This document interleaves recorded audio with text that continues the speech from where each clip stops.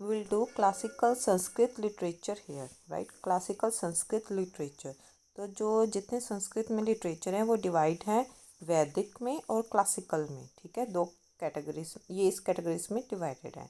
तो जो दो एपिक्स आते हैं, महाभारता एंड रामायणा, ये क्लासिकल कैटेगरी का पार्ट है, बट हम इसे अलग अलग सेपरेटली डिस्कस करते हैं क्योंकि इनकी अपनी अपनी अपनी रिलीजियस इंपॉर्टेंस है। तो irrespective of their centralities to the Hindu religion, this epic can also be considered to be the precursor of Sanskrit Kavya. Kavya is a epic poetry, Nataka, classical drama, and other other treatises on medicine, statecraft, grammar, astronomy, mathematics etcetera. और ज़्यादातर जो Sanskrit literature है that was bound by the rules of grammar, जो brilliantly explain किया हुआ है पाणिनि के अष्टाध्यायी में। पाणिनिस अष्टाध्यायी में रूल्स बहुत अच्छे से एक्सप्लेन कर रखे हैं। A treatise on the rigid rules which bind the Sanskrit language. Fine. अब हम आते हैं नेक्स्ट संस्कृत ड्रामा। तो अगला आते हैं संस्कृत ड्रामा।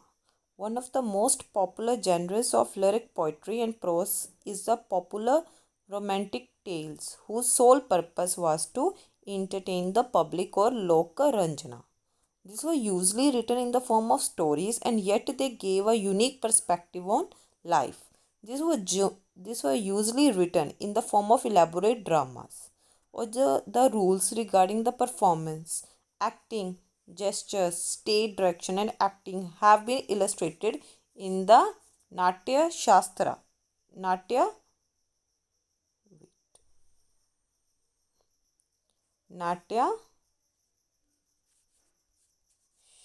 शास्त्रा, ठीक है। नाट्य शास्त्रा बाय भारता, 1 BC to 180। और मेजर ड्रामास जो इस पीरियड में लिखे गए थे, इस पीरियड के दौरान, वो है कालिदासा का। कौन कौन से कालिदासा के? मालविक अग्निमित्रा। मालविक अग्निमित्रा में क्या है? The love story of Malavika and Agnimitra. Next is Vikramorvashiya, ये भी कालिदासा का है, Vikramorvashiya. This is the love story of, ये लव स्टोरी थी मालविका एंड अग्निमित्रा। ये लव स्टोरी है विक्रमोर्वशीय की। ये किसकी लव स्टोरी है? विक्रम एंड उर्वशी की, राइट। नेक्स्ट है Abhinay Shakuntala, that is it is a recognization of Shakuntala, Abhinay Shakuntala, right. Kalidasa के बाद आते हैं सुदराका।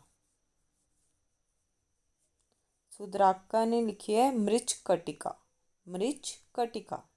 The clay cart. This is a love affair of young Brahmin, that is Charudatta with the courtesan, right, with the courtesan, Charudatta with courtesan. ये कौन सी है? मृच्छकटिका। शुद्राका ने लिखी है मृच्छकटिका।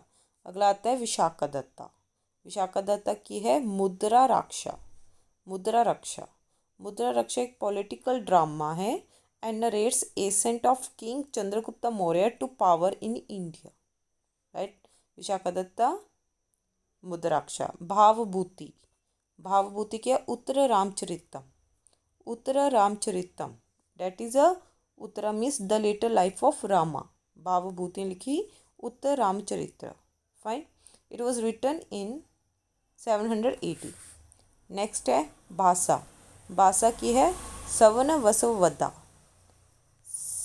सवपन होता सपना। सपना वसवदत्ता, डेट इज वसवदत्ता इन ड्रीम। वो किसकी है? भाषा, फाइन। अब हम नेक्स्ट आते हैं संस्कृत पोइट्री पर। तो ये देख लेते हैं। This genre is also called kavya of the poetry. Unlike the drama section where the story is the main focus of the text, poetry concentrates more on the form, style, figure of speech, etc. One of the greatest Sanskrit poets is Kalidasa, who wrote the Kumar Sambhav, that is the birth of a Kumar, and Raghuvamsha. Kumar Sambhav and Raghuvamsha, that is the dynasty of the Raghus. He also wrote two lengthy poems called Meghadutta, the cloud messenger, and Ritu Samhara, medley of seasons. Fine. Fine. One should not forget to mention the contribution of poets like Hari Sena, who wrote during the Gupta period. He wrote several poems in place of Velar of Samundragupta, and it was so well appreciated that it was inscribed on the Allahabad pillar. Fine. Another extremely popular Sanskrit poet was Jayadeva, who wrote Gita Govinda in the 12th century. It concentrates on the life and experience of Lord Krishna. The text combines elements of devotion to Lord Krishna, his love for Radha and the beauty of nature. अब और poets की तरफ आते हैं. Bharvi 550 AD में ही wrote Kirata Arjuniyam, Kirata and Arjuna. Magha 65 to 700 AD. माघा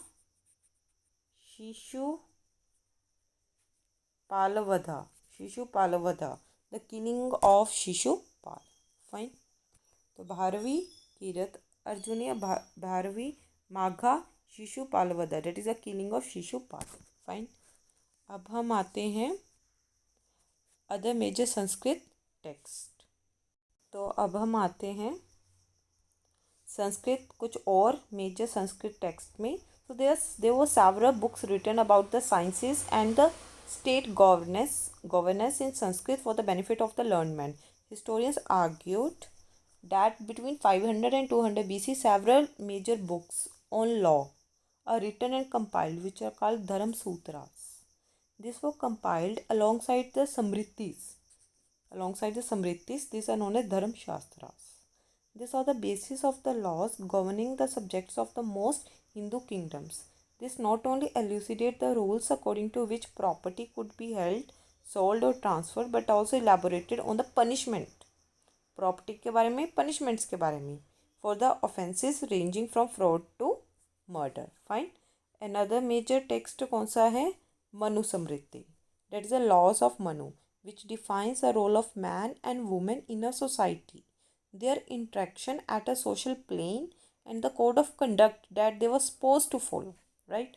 The text is written as a discourse given by Manu, the ancestor of mankind. The Manu Samriti might have been written and compiled during 200 BC and 200 AD. Fine. तो हम आते हैं one of the most famous text about statecraft from the Mauryan period is Kautilya's Arthashastra. It concentrate on the economic and social conditions of the Mauryan Empire. Due focus was given to the military strategy which should be employed by the state. The text mentions that Kautilya, जिसका नाम विष्णुगुप्ता भी था, he wrote it, अर्थशास्त्र. Historians argue that both these names were an alliance for Chanakya, Kautilya और विष्णुगुप्ता both. Who was Chanakya का ही नाम था, who was a learned scholar at the court of Emperor Chandragupta Maurya. Fine.